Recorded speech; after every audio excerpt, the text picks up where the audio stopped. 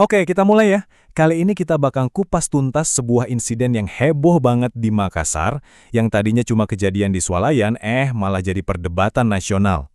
Jadi gini ceritanya. Semua berawal dari sebuah rekaman video pendek di antrian kasir sebuah swalayan di Makassar. Kelihatannya sepele kan? Tapi ternyata video ini langsung meledak di internet. Gak cuma viral, tapi juga sukses bikin banyak orang marah dan memicu perdebatan sengit soal etika dan sopan santun. Tapi kan, yang namanya video viral itu seringnya cuma sepotong-sepotong ya. Nah, pertanyaannya, apa sih cerita lengkap di baliknya? Apa yang sebenarnya terjadi sebelum dan sesudah momen yang terekam itu? Oke, biar adil, kita lihat dari dua sisi ya. Kita mulai dulu dari sudut pandang si Mbak Kasir yang berusia 21 tahun. Kita sebut aja inisialnya N. Coba deh kita lihat urutan kejadiannya.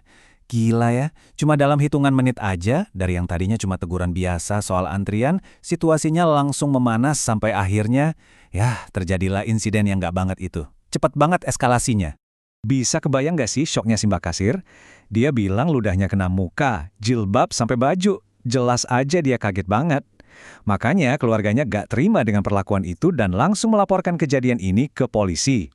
Nah, seiring videonya viral kan, netizen kita gercep banget ya. Nggak lama, ketahuan deh siapa pria di video itu. Ternyata seorang dosen bernama Amal Said. Dan versinya dia, beda lagi ceritanya. Nah, ini dia nih titik masalah utamanya. Menurut si kasir, bapak ini jelas-jelas nyerobot antrian. Tapi menurut si dosen, dia itu pindah ke jalur kasir lain yang kebetulan emang lagi kosong. Beda banget kan persepsinya? Jadi, si dosen ini punya alasan sendiri. Katanya, dia merasa terprovokasi sama nada bicara si kasir, merasa nggak dihargai sebagai orang yang lebih tua. Dia juga bilang ludahnya itu nggak kena muka, tapi kena bajunya di dekat perut, dan dia berharap masalah ini bisa diselesain baik-baik aja, nggak perlu lewat jalur hukum. Ini pernyataan langsung dari Pak Amal Said sendiri. Dia ngaku tindakannya itu salah, tapi menurutnya itu adalah reaksi yang manusiawi karena dia merasa kesal. Jadi, sebuah pengakuan bersalah, tapi dengan semacam pembenaran. Oke, jadi kita punya dua versi cerita yang beda banget, ditambah satu video viral yang bikin heboh. Udah pasti, buntutnya jadi panjang. Polisi dan pihak kampus pun langsung turun tangan. Dan inilah efek domino dari sebuah video viral. Pertama, kemarahan publik meledak di mana-mana. Kedua, identitas pelaku cepat banget kebongkar. Ketiga, keluarga korban lapor polisi. Dan keempat, polisi langsung mulai penyelidikan. Semua bergerak cepat banget.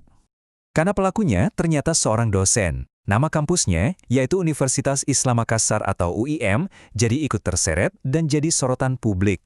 Pihak kampus pun nggak tinggal diem. Rektornya, Prof. Muammar Bakri, langsung kasih pernyataan yang tegas banget. Beliau bilang tindakan itu tidak manusiawi dan jelas mencoreng nama baik kampus.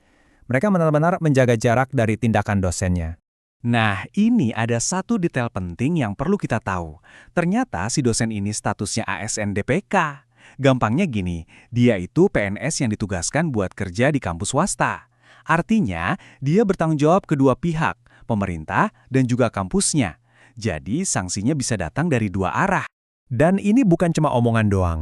Pihak kampus sudah gerak cepat. Mereka menjadwalkan sidang komisi disiplin. Dan rektornya juga udah bilang kalau sanksi pasti akan diterapkan. Salah satu kemungkinan terberatnya adalah dia bisa dipulangkan lagi ke instansi pemerintah asalnya. Ini urusan yang sangat serius bagi karirnya. Jadi insiden ini jelas lebih dari sekedar adu mulut di kasir ya. Ini jadi bikin kita semua mikir, di zaman serba digital dan serba viral kayak sekarang, di mana sih batas antara urusan pribadi kita dengan tanggung jawab profesional kita?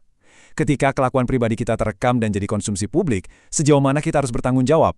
Nah, ini pertanyaan besar yang jawabannya nggak gampang. Terima kasih banyak udah nyimak bahasan kita kali ini.